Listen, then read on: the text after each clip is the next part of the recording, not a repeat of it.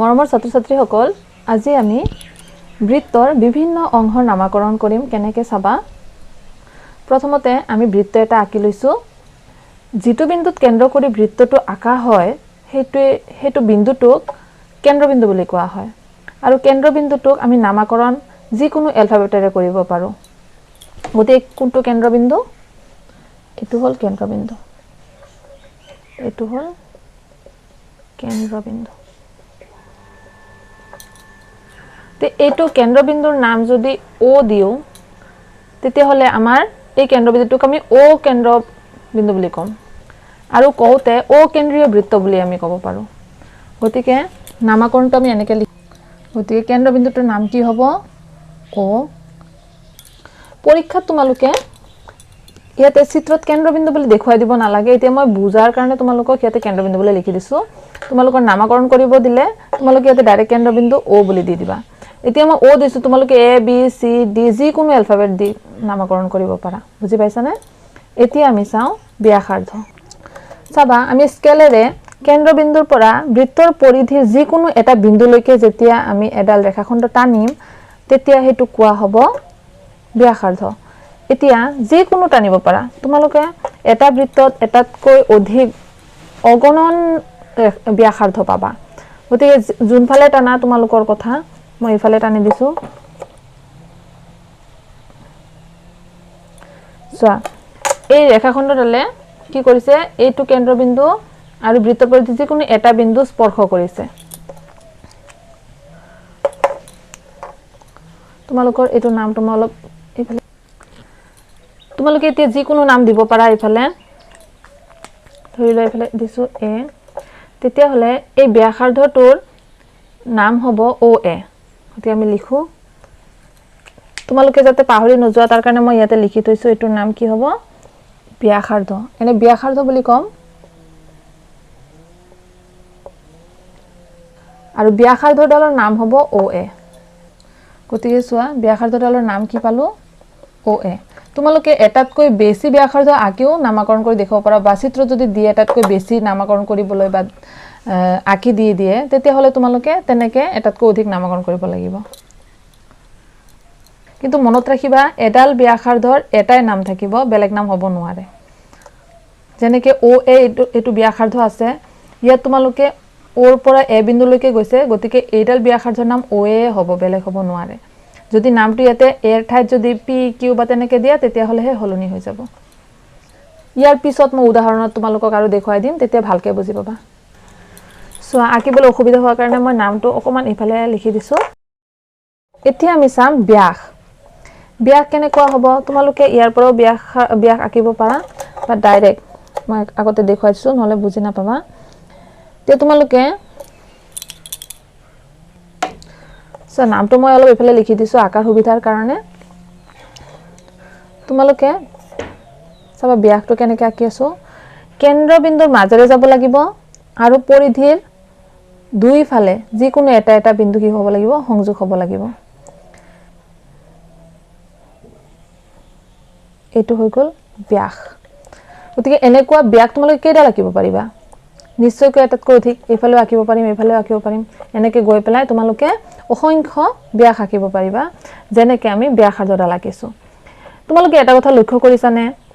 এই ব্যাসাৰ্ধডালে যদি আমি এইফালে বঢ়াই দিওঁ তেতিয়াহ'লে এইফালে কি হৈ যাব? এইডালেই ব্যাস হৈ যাব। গতিকে আমি এইফালেও আঁকিব পাৰিলোঁ হয়, কিন্তু তোমালোকে কনফিউজ হৈ যাব বুলি মই এইফালে আঁকি দিছোঁ। পিছত আমি উদাহৰণত আৰু বেছিকৈ আঁকি দেখুৱাম। গতিকে এতিয়া ব্যাসডাল কি হ'ব? এইডালৰ নাম তোমালোকে দিব পাৰা। কি দিব পাৰা?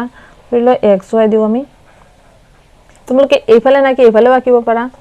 গতিকে এইডালক আমি কি বুলি ক'ম? ব্যাস। এইডালক কি বুলি ক'ম? ব্যাস। চোৱা, এটা কথা লক্ষ্য কৰা, এই ব্যাসডালে দুটা ব্যাসাৰ্ধ লগ হৈ এডাল ব্যাস হয়। গম পাইছানে? এই কেন্দ্ৰবিন্দুৰ পৰা ইয়ালৈকে এইটো হ'ল ব্যাসাৰ্ধ এডাল, আৰু এইটো কেন্দ্ৰবিন্দুৰ পৰা ইয়ালৈকে এডাল হ'ল ব্যাসাৰ্ধ। সেয়েহে নামটো কেনেকৈ দিছে চাবা, ব্যাসাৰ্ধ মানে ব্যাসৰ অৰ্ধ। ব্যাসৰ আধা হৈ গ'লে ব্যাসাৰ্ধ হৈ যাব। এই ব্যাসডালৰ আধা যেতিয়া ল'ম তেতিয়া এইটোকে কি বুলি কোৱা হ'ব? ব্যাসাৰ্ধ। নামটো মনত ৰাখিবা।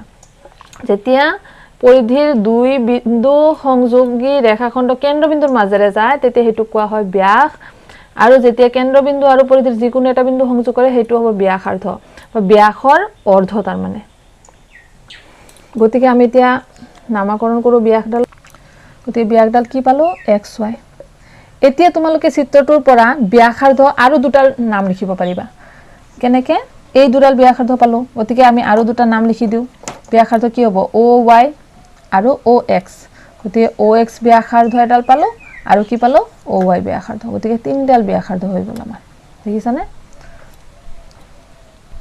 যদি বুজি পোৱা নাই তেতিয়াহলে তোমালোকে মোক কমেন্ট বক্সত জনাবা এতিয়া আমি জ্যা আঁকিম জ্যা আঁকোতে লক্ষ্য ৰাখিবা তোমালোকে পৰিধিৰ যিকোনো দুটা বিন্দু সংযোগ কৰিলে হ'ব হেতু কেন্দ্ৰবিন্দুৰ মাজেৰে যাব নালাগে গতিকে এটো আমাৰ জ্যা হ'ব এনেকে আঁকি দিও তোমালোকে এনেকে যেনেকে আঁকিলেও হ'ব এনেকে আঁকি দিছো বেকাকে এইডালক আমি কি বুলি কম জ্যা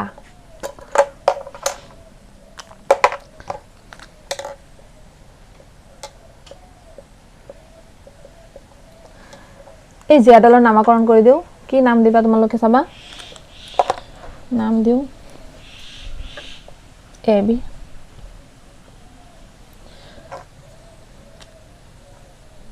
গতিকে জ্যাডালৰ আমি নাম দিলো AB গতিকে জ্যাও তোমালোকে এটাতকৈ অধিক আঁকিব পাৰা এটা বৃত্তত কিমানটা আঁকিব পাৰিবা অসংখ্য গতিকে তোমালোকৰ যদি প্ৰশ্নত কেতিয়াবা আহে এটা বৃত্তত আমি কেইডাল ব্যাসাৰ্ধ আঁকিব পাৰিম কেইডাল জ্যা আঁকিব পাৰিম তেতিয়া তোমালোকে অসংখ্য বুলি লিখি দিলে হ'ল কিন্তু যদি কয় এটা বৃত্তৰ কেইটা কেন্দ্ৰবিন্দু থাকে গতিকে এটা বৃত্তৰ এটা কেন্দ্ৰবিন্দুৱে থাকে আমি এটাৰ বাহিৰে বেছি সংখ্যক কেন্দ্ৰবিন্দু দিলে চাবা বৃত্তৰ বেলেগহে হৈ যাব বেলেগ আৰু এটা বৃত্ত হৈ যাব গতিকে এটা বৃত্তৰ এটা কেন্দ্ৰবিন্দুৱে থাকিব গতিকে এইকেইটা তোমালোকৰ জানিবলগীয়া কেইটামান নামকৰণ কৰিলো আৰু দুটা আছে বহিবিন্দু আৰু অন্তবিন্দু এটো একেবাৰে সহজ চাবা যদি বৃত্তৰ ভিতৰত কিবা এটা বিন্দু পোৱা তোমালোকে ধৰিলা মই এটা বিন্দু দিছো এই বিন্দুটোৰ নাম দিলা তোমালোকে P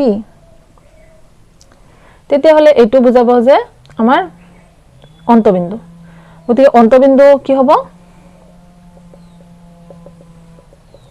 অন্তবিন্দু তোমালোকে এটাকৈ বেছি যদি থাকে হেকিটা নামকৰণ কৰি দিবা মই এটাই দেখুৱাইছো আৰু বাহিৰত যদি এটা বিন্দু থাকে ধৰিলো এইটো হল Q গতিকে এইটো কি হ'ব বহিবিন্দু বহিবিন্দু কি হ'ব Q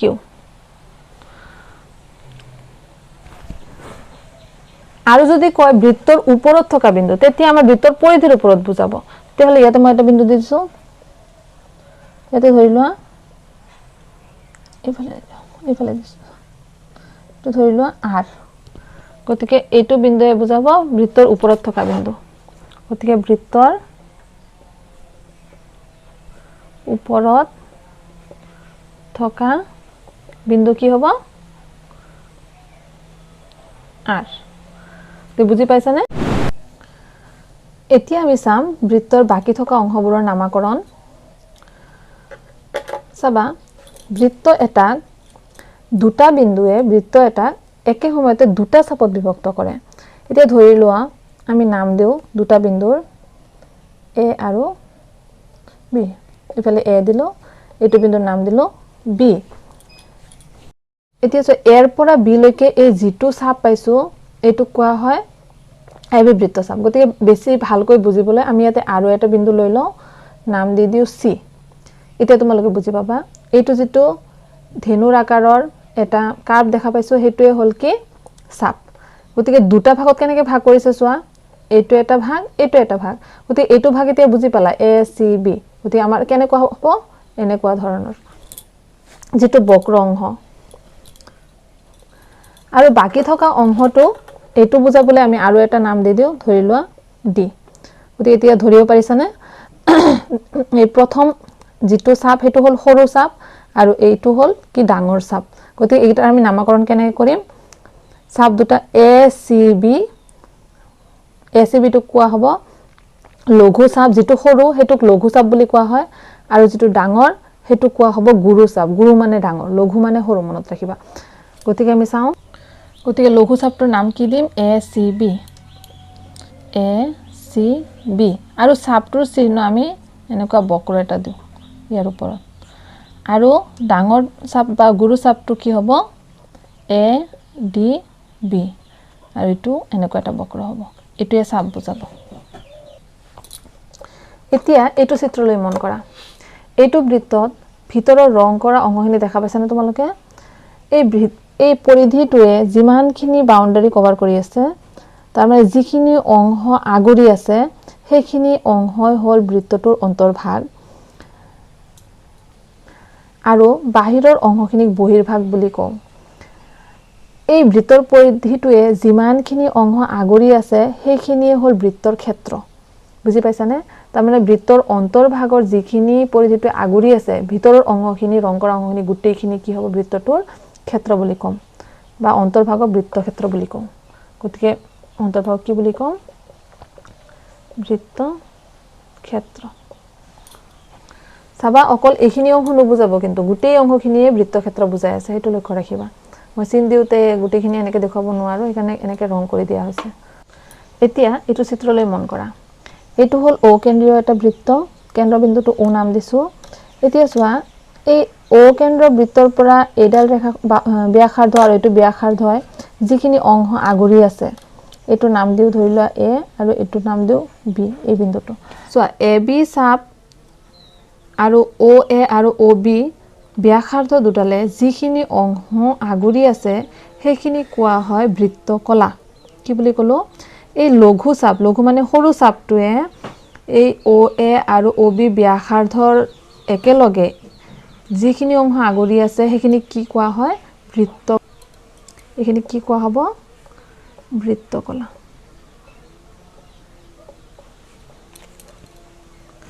চাবা যেহেতু এই এ বি চাপে সেই সৰু অংশখিনি আগুৰি আছে সেই কাৰণে এই এ বি চাপটোৱে আগুৰি থকা এই সৰু অংশখিনিক আমি লঘু বৃত্তকলা বুলি কম ধৰিব পাৰিছানে আকৌ এইফালে যেতিয়া এই চাপটোৱে এইখিনি বৃত্তকলা উৎপন্ন কৰিছে বাকি থকা এই এ ডি বি চাপটোৱে যিমানখিনি অংশ আগুৰি আছে এই এ ডি বি চাপটোৱে উৎপন্ন কৰা এই অংশখিনিক আমি গুৰু বৃত্তকলা বুলি কম এই এ ডি বি চাপটোৱে উৎপন্ন কৰা এই ডাঙৰ অংশখিনিক আমি কি বুলি কম গুৰু বৃত্তকলা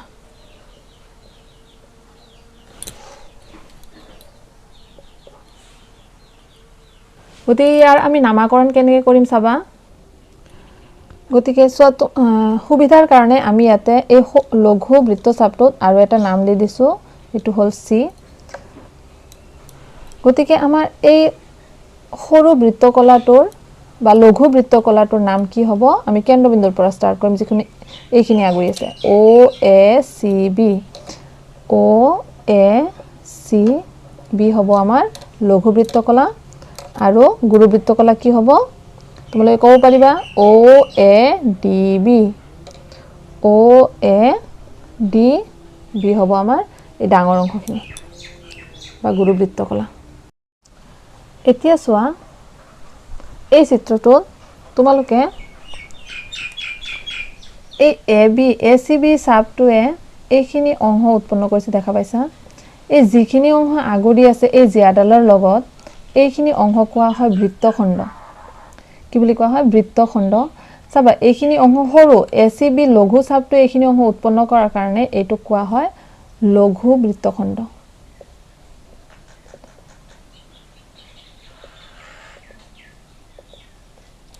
আৰু বাকি থকা এইখিনি অংশ এই এ ডি বি এই ডাঙৰ চাপটো উৎপন্ন কৰিছে কাৰণে এইটো কোৱা হয় গুৰু বৃত্তখণ্ড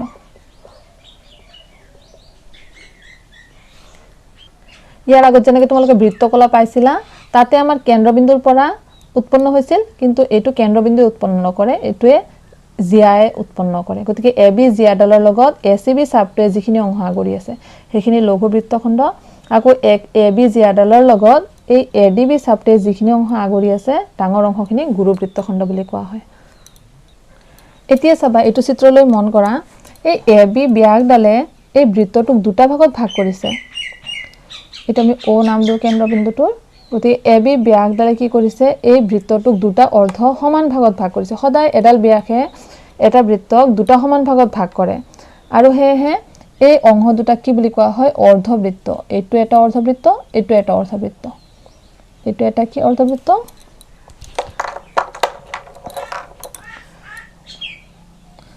গতিকে এই দুটা কি হ'ব অৰ্ধবৃত্ত মনত ৰাখিবা এইটো এটা অৰ্ধবৃত্ত এইটো এটা অৰ্ধবৃত্ত